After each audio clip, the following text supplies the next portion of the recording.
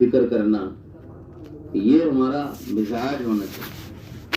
دعوت کی اور تبلیغ کی اس محنت سے ہمارے بڑوں نے ہم سے کچھ چاہا ہے، اس لیے ہم کو ہمارے بڑوں نے یہ محنت دی کہ ہمارے بڑے کچھ چاہتے ہیں ہم سے. ہاں، حضرت مولانا ابراہیم صاحب کیولا دامت برکاتہم نے ایک موقع پہ فرمایا تھا قرآنوں کے ہی مجمع میں کہ ہم کام کرنے والوں کو چاہیے کہ ہم اس پر غور کریں کہ اس محنت نے ہم کو کیا دیا، اس محنت سے ہم کو کیا فائدہ ہوا، یہ ہم غور کریں.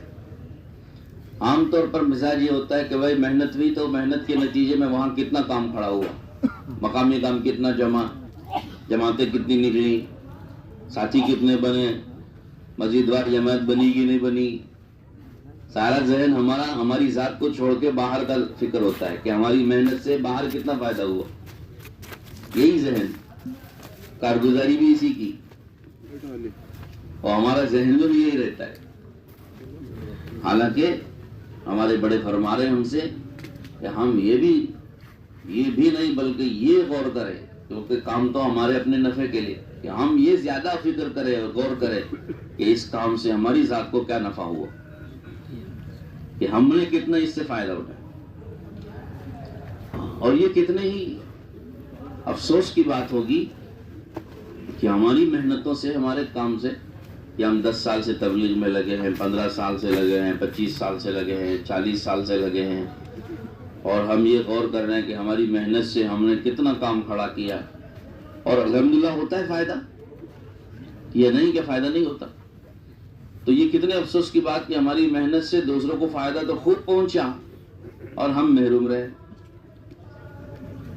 ہے نا افسوس کی بات، برسوں ہم نے محنت کی اور ہماری محنت سے دوسروں کو خوب فائدہ پہنچا، اور ہماری اپنی ذات کو جب ہم نے دیکھا تو ہم تو پیچھے رہے.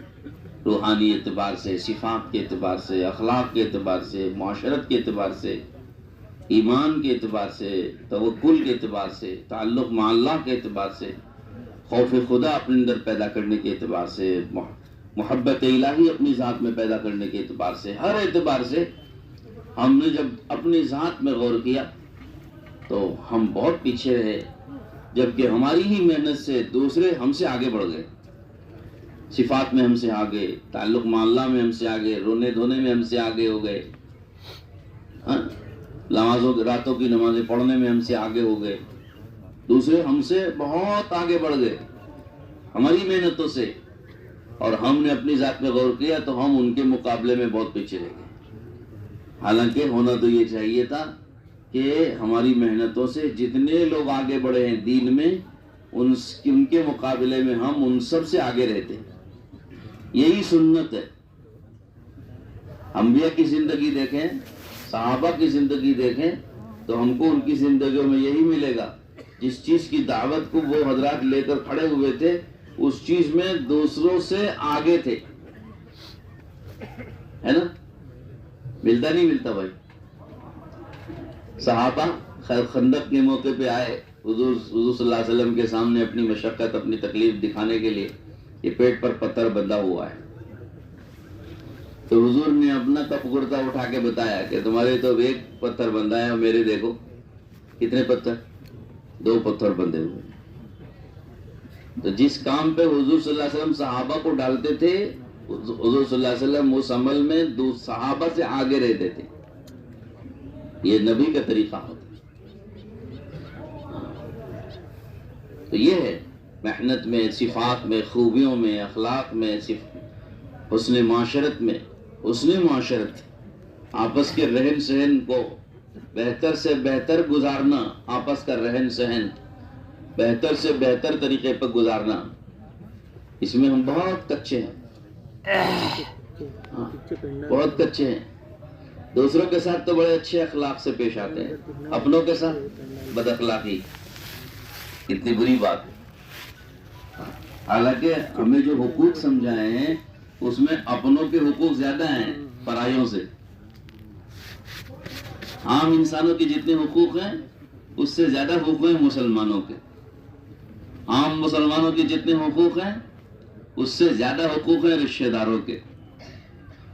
رشتہ داروں کے جتنے حقوق ہیں اس سے زیادہ حقوق ہیں قریبی رشتہ دار کے. قریبی رشتہ داروں کے جتنے حقوق ہیں اس سے زیادہ حقوق ہیں بیوی بچوں کے، ماں باپ کے. تو جتنا تعلق بڑھتا ہے ہمارے ساتھ اتنے حقوق بڑھتے ہیں.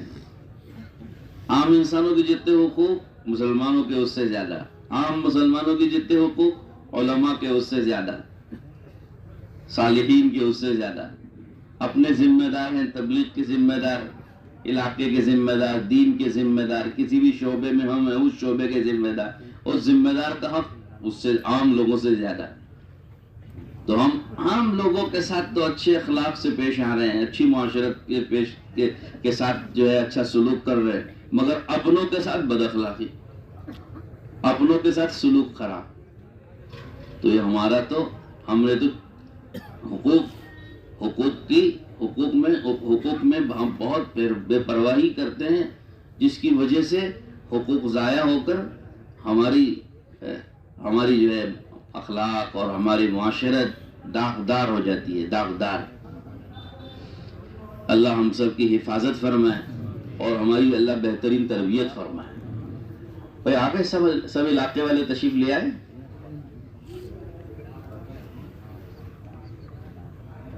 ہمیں حکم تھا کہ سارے احباب جمع ہو جائیں تو اطلاع کر دیں.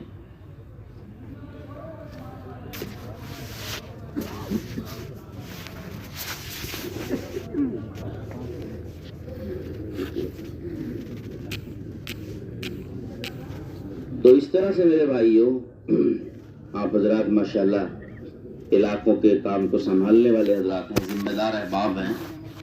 تو ہمیں یہ چیز کو سمجھنا چاہیے کہ ہمیں اللہ نے دعوت کا کام دیا ہے اور یہ تبلیغ کی اللہ نے محنت دی ہے، جن بڑوں کے واسطے سے دی ہے. ان بڑوں نے ہم کو یہ محنت کس مقصد کے لیے دی اور یہ محنت ہمیں سمجھائی ہے بڑوں نے ہمارے. تو کیا مقصد سامنے رکھ کے ہماری یہ محنت ہمیں سمجھائی ہے، تو اس محنت کا کیا مقصد بتایا.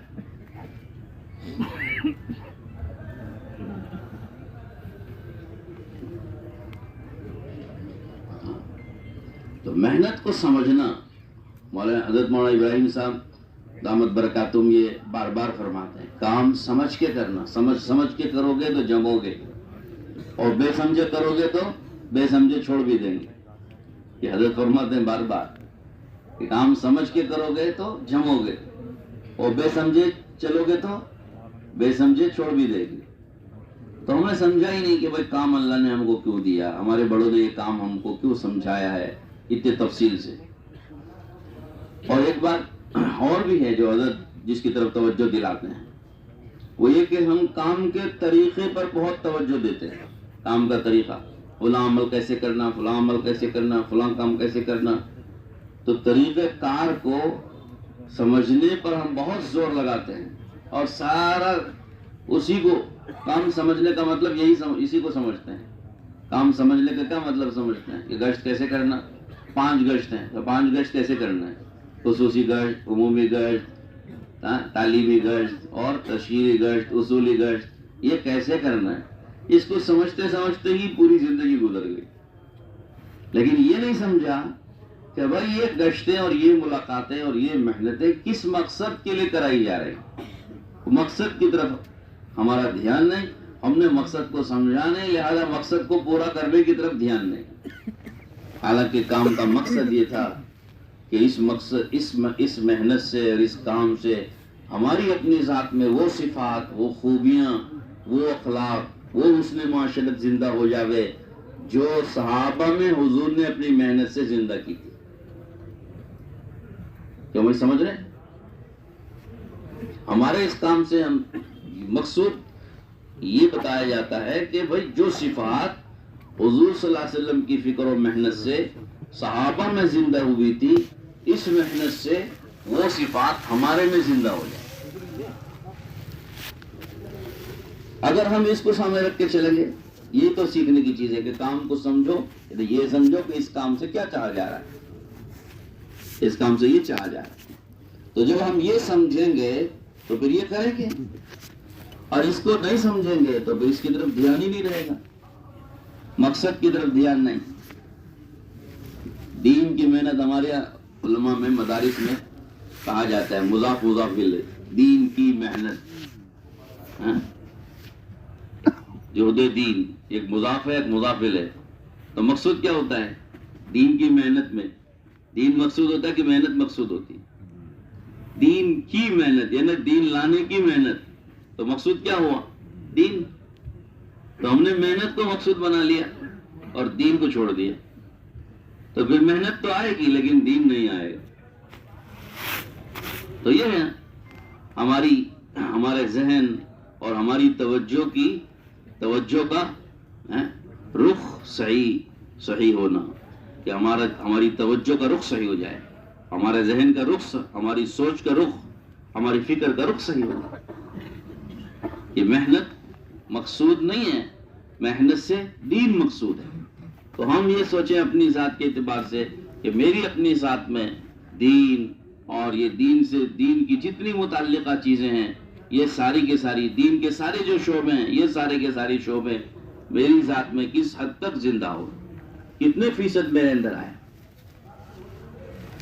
ایک بات ہم عام طور پہ عرض کرتے ہیں کہ ادھر سے کہا جاتا ہے کہ بھئی دین میں کامیابی ہے، تو لوگوں کو دین میں کامیابی نظر نہیں آتی.